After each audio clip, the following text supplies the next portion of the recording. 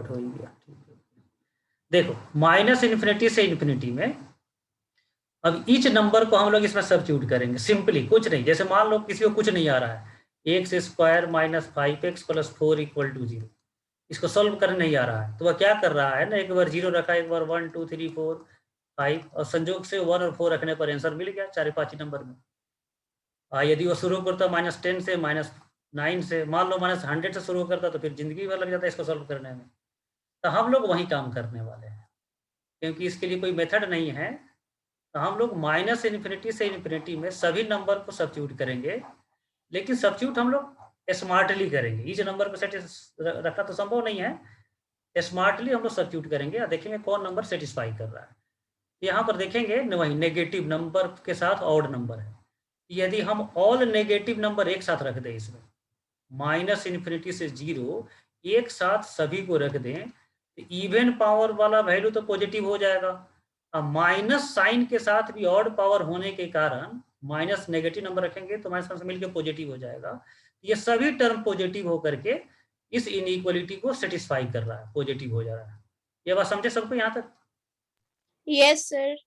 ठीक है। अब देखो, अब 0 से 1, 0 से 1 में एक समस्या है कि बेस 1 से छोटा होता है, तो पावर बढ़ने पर वैल्यू घटेगा। तो बताइए x to the power 12 minus x to the power 12 और x टू दी पावर 9 में छोटा कौन होगा?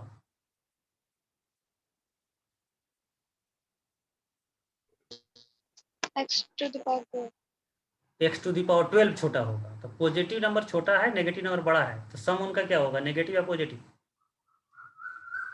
नेगेटिव। नेगेटिव, यह नेगेटिव हो जाएगा। सिमिलरली यहाँ पर भी नेगेटिव हो जाएगा, 2 नेगेटिव और प्लस 1 पॉजिटिव होगा या नेगेटिव होगा? तो नहीं बोल सर एक सकते बार हैं, नहीं फिर बोलिए ना। नहीं नहीं, 0 से 1 के बीच का जो नंबर है उसमें पावर बढ़ने पर वैल्यू डिक्रीज होगा। यदि बेस में 0 से 1 के बीच में कोई नंबर रखा जाए, 1 से स्मॉलर नंबर, पावर यदि ग्रेटर हो तो उसका वैल्यू, फाइनल वैल्यू स्मॉलर होगा।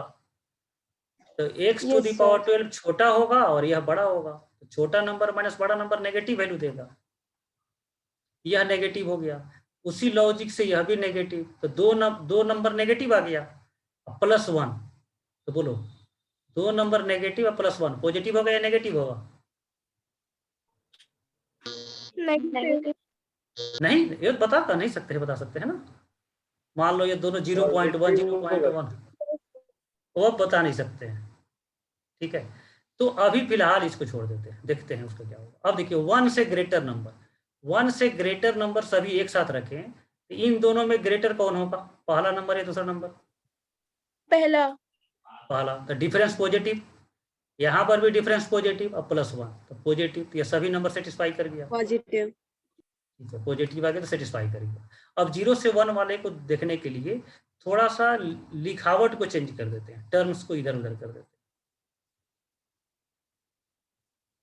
इसके लिए अब ध्यान से देखिए, x टू दी पावर और x टू दी पावर 9 में ग्रेटर कौन होगा, 0 से 1 के बीच में? x to the power 4 greater होगा, यह वैल्यू पॉजिटिव। x 1 से तो छोटा ही है, तो 1 माइनस एक्स भी पॉजिटिव हो जाएगा, तो ओवरऑल पॉजिटिव, तो यह भी सेटिस्फाई कर गया पॉजिटिव। अब बच गया 0 और 1, डायरेक्ट 0 रख दो, तो 0 0 0 0 प्लस 1, यह भी पॉजिटिव हो जाएगा। डायरेक्ट 1 रख दो, तो 1 1 कैंसिल, 1 1 कैंसिल, यह भी पॉजिटिव हो जाएगा। मतलब माइनस इन्फिनिटी से इन्फिनिटी ईच नंबर सेटिस्फाई कर रहा है पॉजिटिव के लिए, इसका डोमेन ऑल रियल नंबर हो जाएगा। बोलो बच्चे, आया समझ में कि नहीं?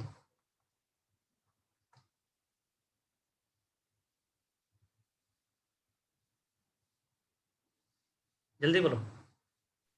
Yes sir. ठीक है, ये वेरी वेरी स्पेशल क्वेश्चन था, स्पेशल डाटा है। तो आपको मेथड वाले क्वेश्चन को तो सीखना ही है, स्पेशल कुछ जो भी क्वेश्चन अभी तक बन चुका है उसको भी सीखना है, क्योंकि ऐसा क्वेश्चन आ सकता है। ठीक है, अब इसके बाद आंसर दिया गया है, जो क्वेश्चन अभी होमवर्क आपके लिए है, तो ये आंसर आपको दिखाएंगे नहीं, आप जो है ऐप में इसको अपलोड कर देंगे, उसको सॉल्व करके वहीं पर आप भी अपना सोल्यूशन अपलोड करेंगे। ठीक है, रेंज आज हम लोग जो है ना कंप्लीट कर लिए। ठीक है, तो जो हम लोग अपना जर्नी शुरू किए थे 13 या 12 मार्च से, ठीक है, तो अभी तक जो पढ़ रहे हैं सभी टॉपिक एक दूसरे पर डिपेंडेंट था। मतलब बिना डोमेन आप समझे रेंज नहीं समझ सकते थे, बिना ग्राफ और आईटीएफ पढ़े हुए डोमेन नहीं निकाल सकते थे, बिना ट्रिगोनोमेट्रिक इक्वेशन से आप आईटीएफ नहीं समझ सकते थे, बिना मॉड लॉग के आप साइन कॉस में मॉड लग जाए तो नहीं कर सकते थे। ये सभी टॉपिक एक दूसरे से डिपेंडेंट है और इसमें क्वेश्चंस का वैरायटीज अलग अलग है, मेनी वैरायटीज है। मेथड रेंज में 8 पढ़े हैं, लेकिन क्वेश्चंस का वैरायटीज बहुत है। तो एक वास्ट पार्ट ऑफ मैथमेटिक्स हम लोग कवर किए, इसमें काफी टाइम लगा। यह मैथ इतना आप चीज जो है कंप्लीट कर लेते हैं जितना हम लोग सीखे, ठीक है ना। 70%, 80%, 70-80% क्या होता है, जब तक 100% आपको कंसेप्ट नहीं पता रहेगा तो क्वेश्चन आप कॉन्फिडेंटली कभी नहीं सोल्व कर सकते हैं। तो होना 100% ही चाहिए, 100%। अब सोचने में थोड़ा बहुत हो सकता है कि आप हम थोड़ा सा कम सोचेंगे, स्लो सोचिएगा, लेकिन कंसेप्ट तो 100% आपके पास होना चाहिए। तो डे 0 से लेकर के अभी तक जितना हम लोग पढ़े हैं, ठीक है ना, यह पूरा का पूरा पार्ट को जो है ना, आप यदि मास्टरपीस हो जाते हैं तब आप आईआईटी के लिए सोचिए, और नहीं हो पाते हैं तो फिर WBG ये सब ही है, वो सब एग्जाम देंगे। आईआईटी के क्वेश्चंस को सोल्व करने के लिए यह सभी टॉपिक जो है आपका बहुत ही अच्छा होना चाहिए, मेरे लेवल का होना चाहिए। थोड़ा सा मेरे से और आप में केवल यही अंतर रहेगा, स्पीड का, कंसेप्ट का अंतर नहीं रहना चाहिए। थोड़ा बहुत आगे का टॉपिक भी है जैसे हम यूज करके क्वेश्चन को फास्टली सोल्व करते हैं, तो इतना आपको करना पड़ेगा, ठीक है। ये समझ रहा है सब जो हम बोल रहे हैं? Yes sir. Yes.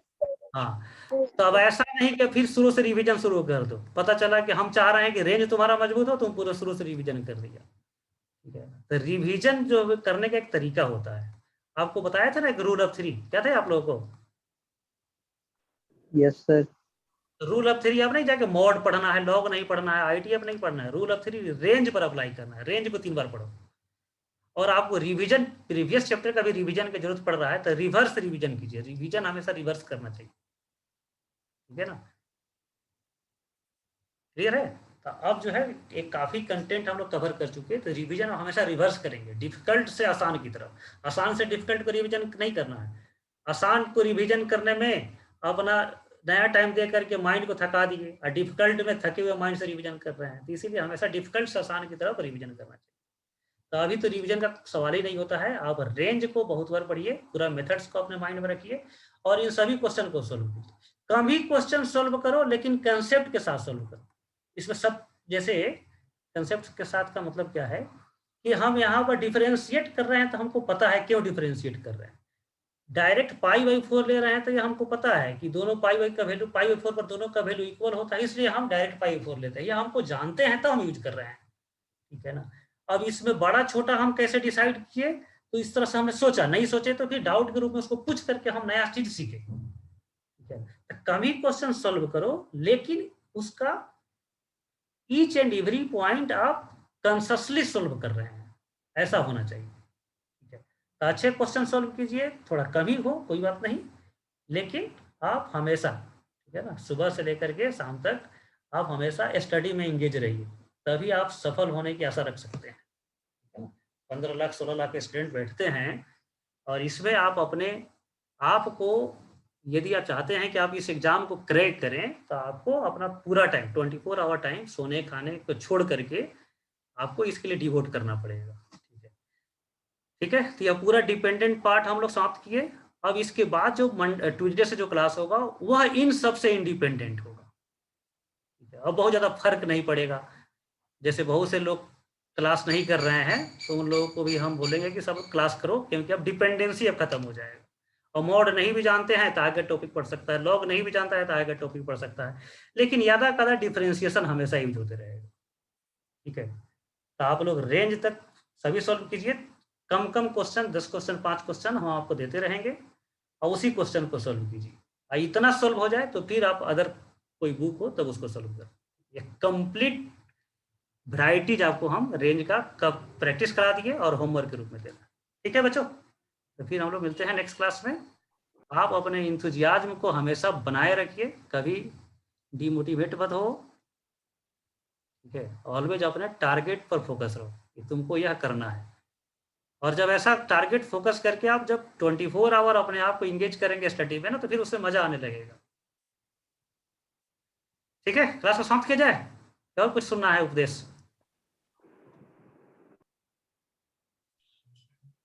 Sir Tuesday बोलो को क्या सर। पढ़ाएंगे?